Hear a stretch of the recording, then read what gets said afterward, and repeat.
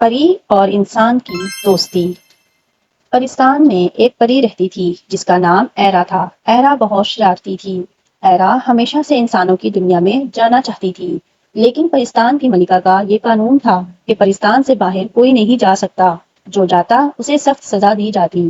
ادھر انسانوں کی دنیا میں علی نام کا ایک لڑکا رہتا تھا جو ہمیشہ ایک ہی بات سوچتا رہتا تھا کہ اس دنیا کے علاوہ بھی کوئی دوسری دنیا ہوتی ہے۔ ایک رات اس نے اپنی کھڑکی سے دیکھا کہ جنگل میں کچھ چمک رہا ہے۔ صبح اٹھ کر وہ جنگل گیا اور اس نے وہ درخت دیکھا جہاں اسے روشنی دکھی تھی۔ وہاں ایک پری تھی جو زخمی تھی۔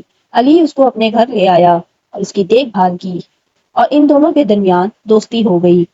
ایرا نے بتایا کہ وہ چھپ کر انسانوں کی دنیا میں آئی ہے کیونکہ وہ بھی دوسری دنیا کو دیکھنا چاہتی تھی۔ علی اسے اپنی دنیا کے بارے میں سب کچھ بتاتا ہے اور اسے اپنا شہر گھماتا ہے۔ ادھر پرستان کی ملکہ کو سب پتہ چل گیا۔ ایرا نے علی میں کچھ خاص دیکھا اور اسے اپنے پاس چھپا لیا اور پھر وہ چاند کے دروازے کو پار کر کے پرستان پہنچ گئے۔ ایرا جب واپس آئی تو ملکہ نے حکم دیا کہ ایرا کو سبق سکھایا جائے گا۔ تب علی نے آگے بڑھ کر دونوں دنیا کی دوستی کا پیغام دیا۔ اس نے رانی کے سامنے ثبوت دیا کہ انسان بھی محبت، وفاداری اور عزت کرتے ہیں۔